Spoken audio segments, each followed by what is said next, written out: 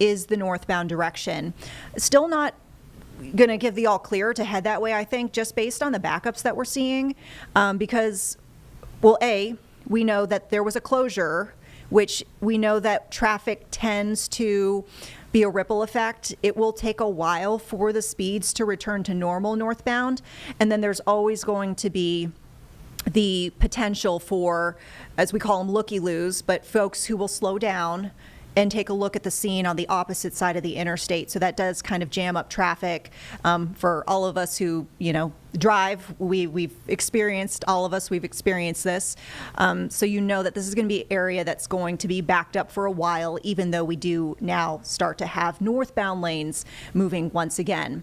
Still appears to be a full closure in the southbound direction. Have not seen any movement at all for those folks. And, I know it's tough for those folks who might be sitting in that traffic, but just keep in mind, I know it's tough, but you have the potential for injuries here. You have a school bus carrying children. That bus, as Walker described, we have a drone shot that we were able to get up and they were able to see from the sky kind of what this scene looks like. This bus is laying across multiple lanes of traffic.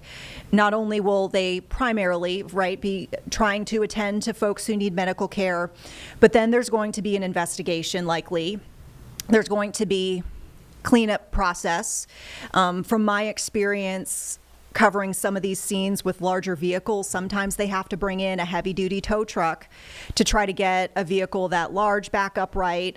Not sure, exactly the capabilities of any regular tow truck, but in a situation like this, typically I've seen larger equipment needing to be brought in to get that vehicle out. As we know, school buses are on the heftier side, and it really is, telling that this bus was able to overturn, because that's kind of tough. I know wind is usually an issue, but once again, what we heard in this case was a tire blew. Sadly, a tire blew as this bus was heading back from a field trip, and that's what caused the vehicle to overturn.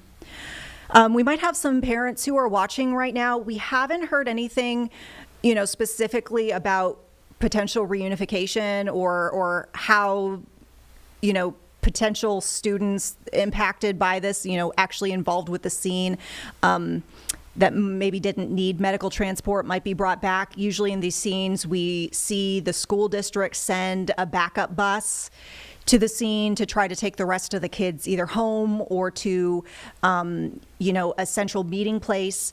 I know that's something that we can always maybe try to reach out to the school district to see if they have any information on that, or check some of their feeds to see if they're alerting. Okay.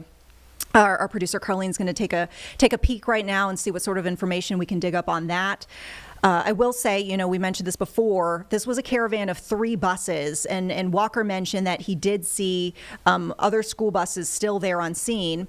The 2 other buses were unaffected by this, so that is some good news, but we don't know, if those buses will be ready and available to take any students that need, rides back home or whatnot that way. So these are all questions that we're trying to answer as well, folks. We'll definitely keep you posted as we learn more about that. I know I see Walker getting set up here to give us a live report. Will this will be on air as well for folks who are watching? Okay. So we're going to take the traffic map right now just to allow the crews in the booth to get ready. Okay. Take it. But this is a live look at the traffic map right now, and it's definitely extended far past that Richburg where we last checked in. So that's well over 10 miles back up. Okay. So just a bit of a peek behind the curtain here, logistically, what we're about to see here, folks.